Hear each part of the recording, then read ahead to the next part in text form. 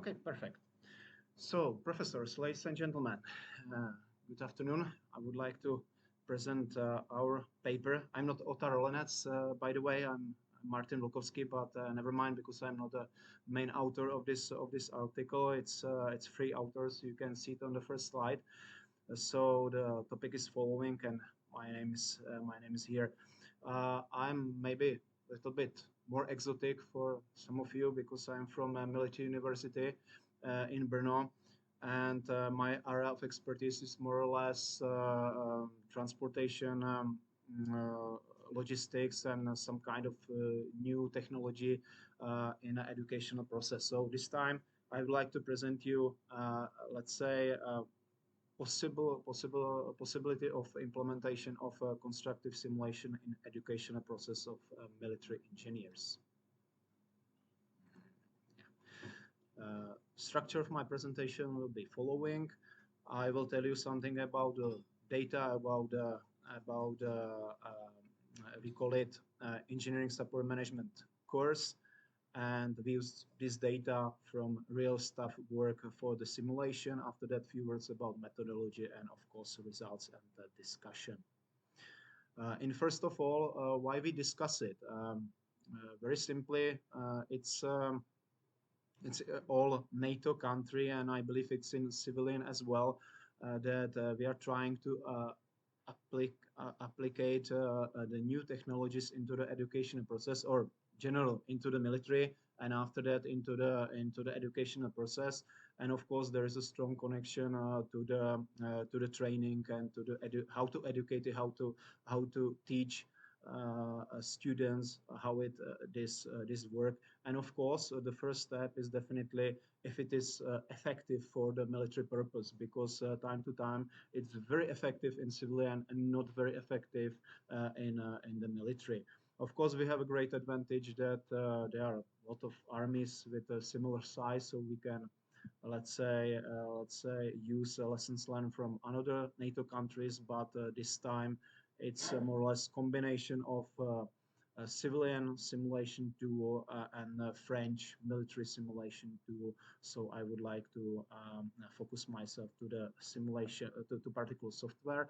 And of course, we're discussing also virtual reality, augmented reality, and so on. Last time I presented some live simulation tools. It was completely different approach because it was for practical training, for the shooting training particularly.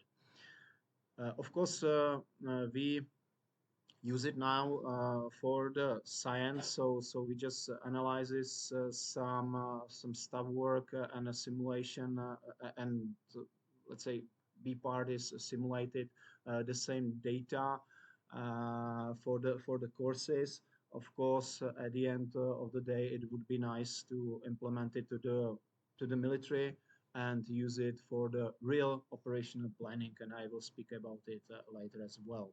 So it will be at the end decision-making support tools for various scenarios, because maybe for a lot of people, mostly for civilians, it's not very understandable that uh, there is uh, there is no unlimited scenarios for the military purpose, because we very often knows our mission, we knows our size of the units, we know a lot of things because of intelligence services.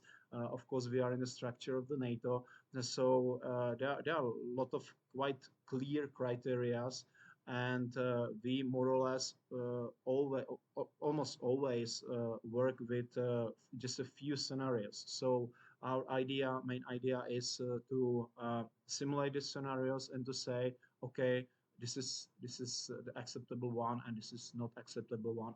Okay, the last one is something between maybe, and to set it to the commander who is responsible. So as I said, decision making support tool for the commander, and to use it very simply and, in my opinion, quite cost effective in silico, so not in practical training or staff training as nowadays.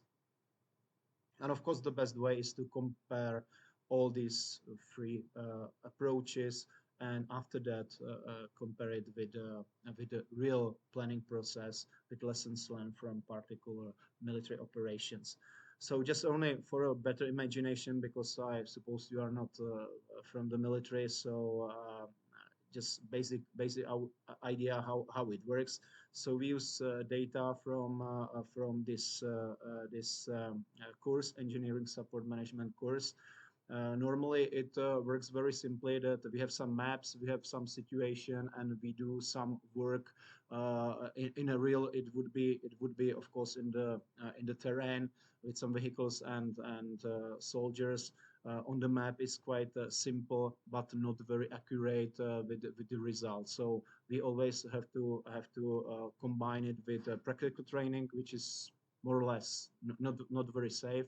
It's one problem, and the second problem, it's quite expensive.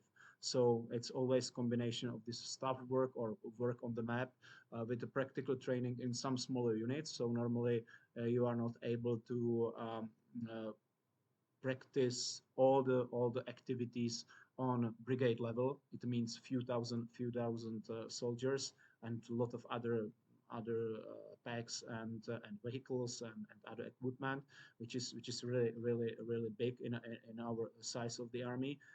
And after that, you have some kind of idea how it works. So this idea is to use the simulation software and to use for the real units. So in this case, for the brigade, and to have a look at it if there will be some clear goal, if if this size of unit can achieve it or not. And of course, there are some assumptions. I'm not going to speak about some details. You will find it in the paper. So, or you can ask me at the end. So no other details. Here you can see the basic situation. We have, let's say quite specific situation, because enemy, the red part, is prepared for us after the river, and have some minefields and other obstacles.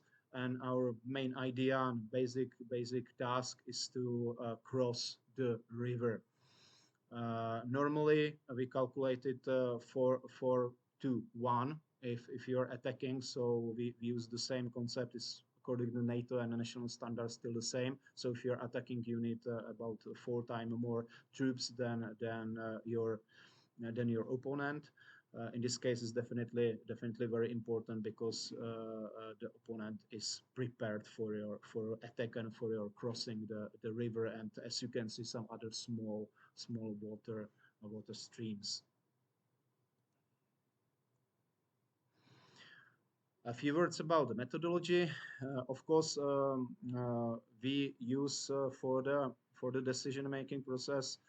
In this case, for operational planning, standard steps. Again, it's the same for the whole NATO. So we use it, and in this case, we just use the data from a so-called course of action analysis. It means you have these actions. You can imagine it as scenarios, and you said after the analysis, it's normally takes about a few days. The commander's staff, it's always about 10 people with particular expertise, uh, prepare particular course of action, as said, some results, if it is acceptable or if it is feasible or not for the commander, and the final decision is on the commander.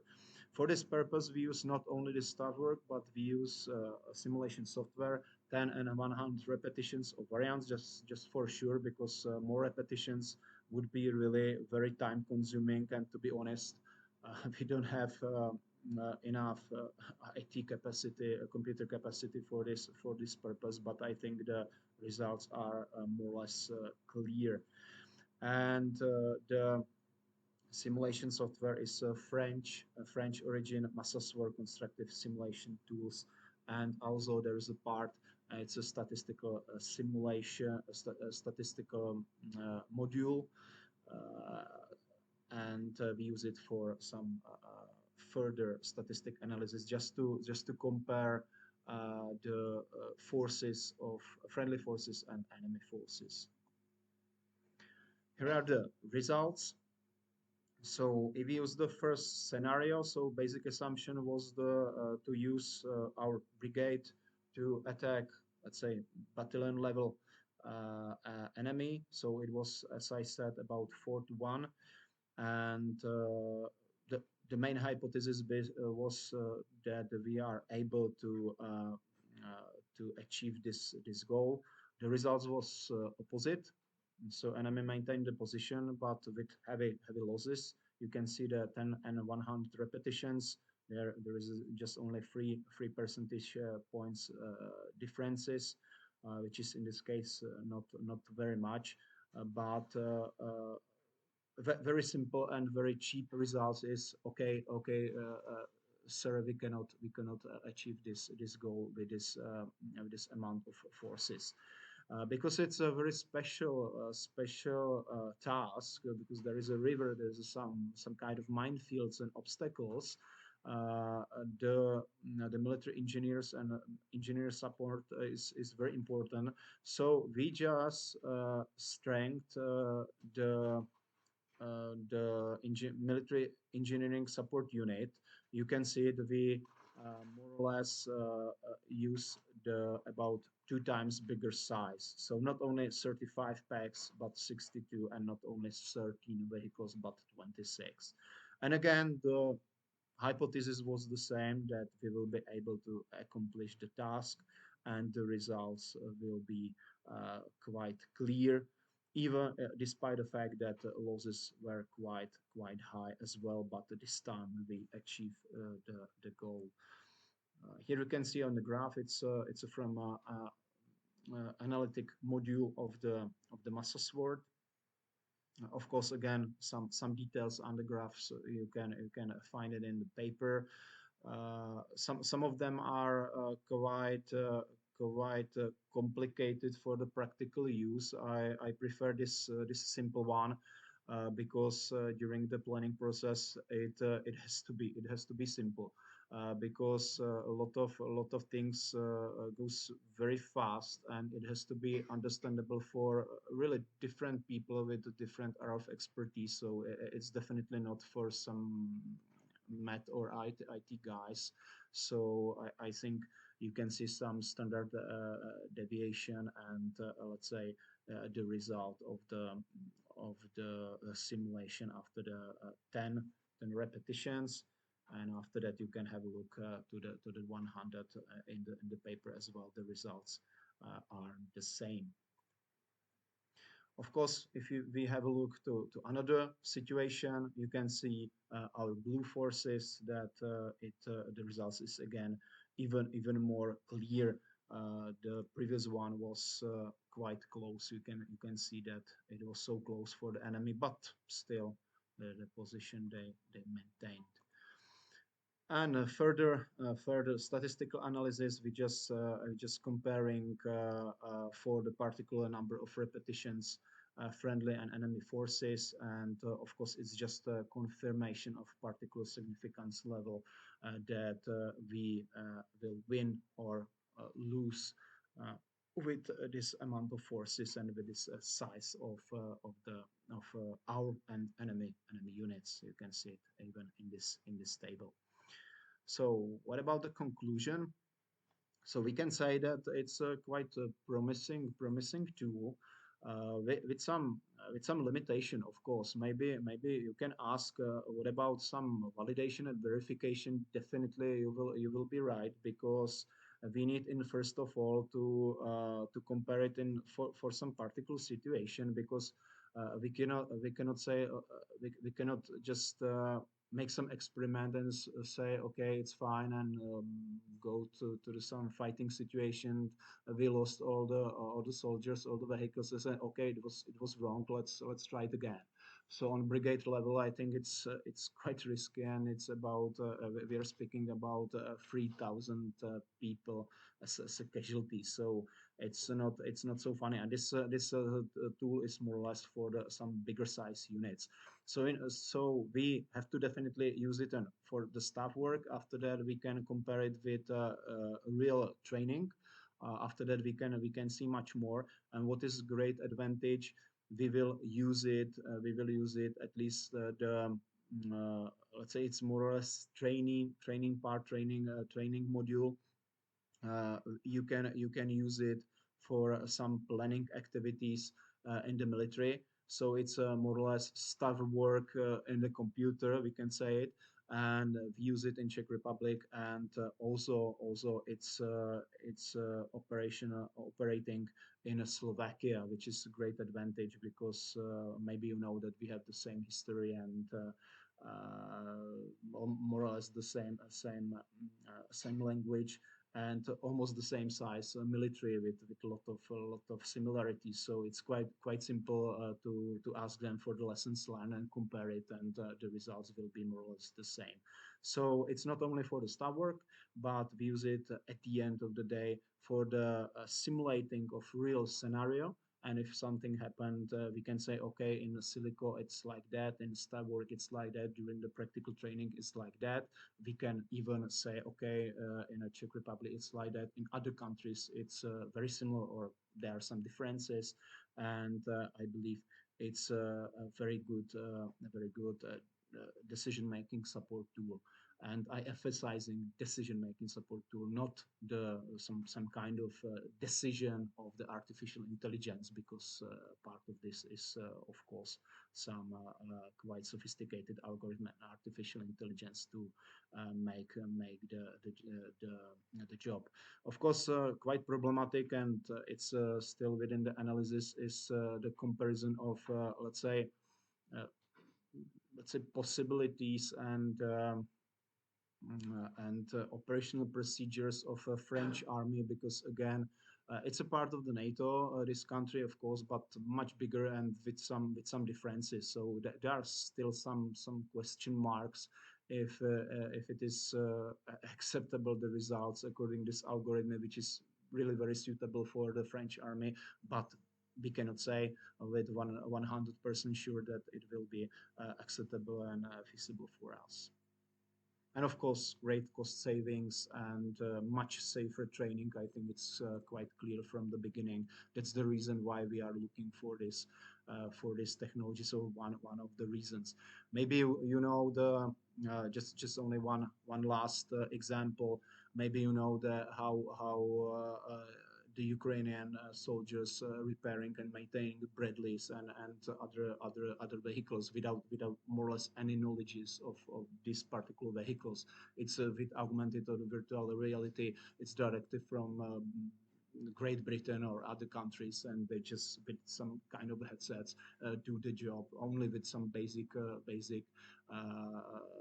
skills on, let's say, standard general other vehicles, military vehicles. So nowadays it's quite simple, because in my opinion, as a soldier, it's absolutely not sustainable to have 20, 30 different kind of vehicles, 20, 30 different kind of other special equipments. But with these supports, is it possible? It's only one way. So just an example. So thank you very much for your attention, and if you have any questions, so please.